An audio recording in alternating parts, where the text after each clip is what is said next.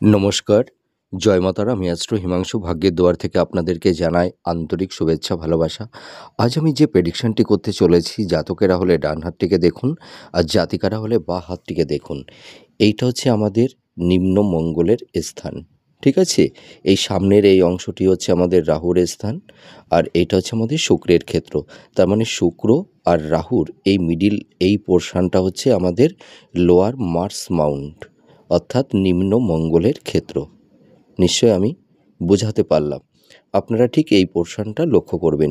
এই পোর্শন থেকে নিম্ন মঙ্গলের অর্থাৎ লোয়ার মার্স মাউন্ট থেকে যদি কোনো একটি বলবান বা প্রমিনেন্ট রেখা যদি শনির ক্ষেত্র পর্যন্ত এইভাবে চলে যায়, তাহলে দেখা যায় এই সব জাতক জাতিকাদের লাভ রিলেশনের ক্ষেত্রে একটা সমস্যা সংঘাত তৈরি করে দেয়। অনেক সময় দেখা গেছে যে মানে প্রেমিক প্রেমিকার মধ্যে একটা ভুল বোঝাবুঝি, একটা সংঘাত, একটা সন্দেহের বাতাবরণ অনেক সময় তৈরি করে দেয়। আবার কিছু কিছু ক্ষেত্রে সম্পর্কটা ব্রেকআপও হয়ে যায়।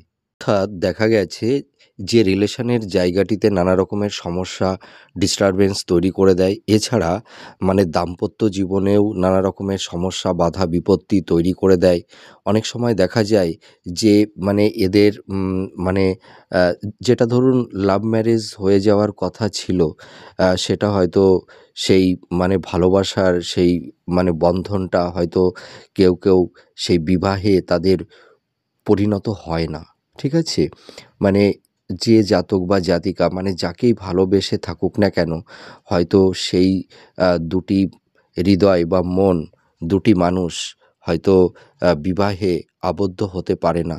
দেখা যায় তাদের অন্যত্রে হয়তো তাদের সোশ্যাল ম্যারেজ আ হয়ে থাকে।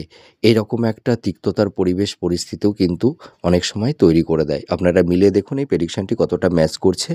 নমস্কার, জয় মা তারা।